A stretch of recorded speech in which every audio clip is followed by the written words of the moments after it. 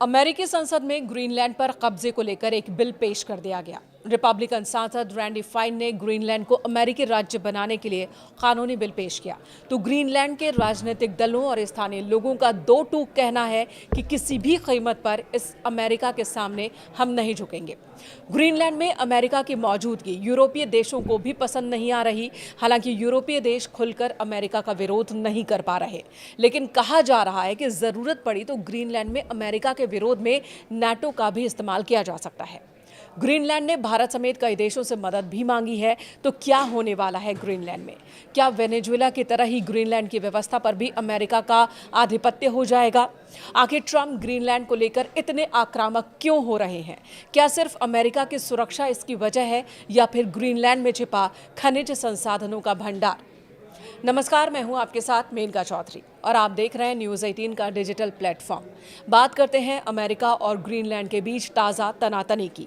मौजूदा परिस्थितियों को देखकर यही लगता है कि अमेरिका किसी भी वक्त ग्रीनलैंड पर सैन्य कार्रवाई कर सकता है और उसमें ज़बरदस्ती वहां पर अपना आधिपत्य हासिल कर सकता है, उसे ज़बरदस्ती अपने में मिला सकता है। ट्रंप के इस सनक को कानूनी रूप देने की कार्रवाई भी शुरू कर दी गई है। ट्रंप की पार्टी रिपब्लिकन के सांसद रैंडी फाइन ने औपचारिक रूप से Greenland annexation and statehood act पेश कर दिया। इस बिल का उद्देश्य है ट्रंप सरकार को ग्रीनलैंड पर कब्जा करने और अंततः उसे अमेरिकी राज्य का दर्जा देने के लिए कानूनी अधिकार देना।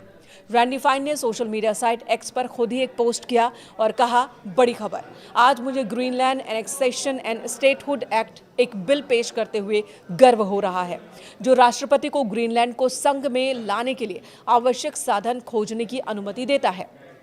उन्होंने आगे कहा कि अमेरिका के विरोधी आर्कटिक में पैर जमाने की कोशिश कर रहे हैं और हम ऐसा नहीं होने दे सकते। अमेरिका की ओर से बार बार कहा जा रहा है कि ग्रीनलैंड के दूसरी छोर पर रूस और चीन अपनी मौजूदगी मजबूत कर रहे हैं और अगर अमेरिका ने ग्रीनलैंड पर कब्जा नहीं किया तो रूस या फिर चीन उस पर कब्जा कर सकते हैं, जो अमेरिका की सुरक्षा के लिए ठीक नहीं। इसलिए ग्रीनलैंड पर आधिपत्य अमेरिका के लिए जरूरी है। अमेरिका की ओर से ग्रीनलैंड के लोगों को पैसे देने की भी बात कही जा रही है, पेशकश की जा रही है। साथ ही ये दावा भी कि ग्रीनलैंड के लोग अमेरिकी नागरिक बनना पसंद करेंगे। लेकिन वहीं ग्रीनलैंड के लोग क्या कह रहे हैं? वहाँ हलचल मची है। वहाँ के ज़्यादातर लोगों का यही कहना है कि अमेरिका से लड़ाई नहीं चाहते, लेकिन अमेरिकी सत्ता के अधीन भी नहीं आना चाहते। फिलहाल ग्रीनलैंड डेनमार्क का अर्ध स्वायत्त हिस्सा है, जहां रक्षा और विदेश नीति डेनमार्क के नियंत्रण में है। यहां के लोग डेनमार्क से भी आज़ादी चाहते हैं, लेकिन अमेरिका के अधीन नहीं आना चाहते। ग्रीनलैंड के राजनीतिक दलों ने भी ऐसा ऐलान कर दिया है कि वे अमेरिकी जिद के आगे नहीं झुकेंगे और जरूरत पड़ी तो अमेरिकी सेना का सामना करेंगे। आपको बता दें, भौगोलिक रूप से ग्रीनलैंड उत्तरी अमेरिका के बेहद करीब है, जबकि उस पर आंशिक आधिपत्य डेनमार्क का है, जो उससे समुद्र से जुड़ा है। ग्रीनलैंड की जमीन पर पहले से ही अमेरिकी सेना का बेस मौजूद है, जबकि उसके दूसरी समुद्री छोर पर रूस और चीन की मौजूदगी है। ग्रीनलैंड की आबादी महज 50,000 की है। इनकी सुरक्षा की बात अमेरिका कर रहा है, लेकिन जानकारों की माने तो अमेरिका की नज़र ग्रीनलैंड में मौजूद प्राकृतिक खनिज संसाधनों के भंडार पर है, जिसके लिए अमेरिका किसी भी हद तक जाने के लिए तैयार है।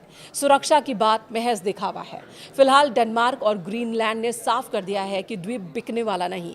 एक्सपर्ट्स का कहना है कि ग्रीनलैंड को जबरन हथियाने की कोशिश अगर अमेरिका ने की तो नाटो पर इसका गंभीर असर देखने को मिल सकता है।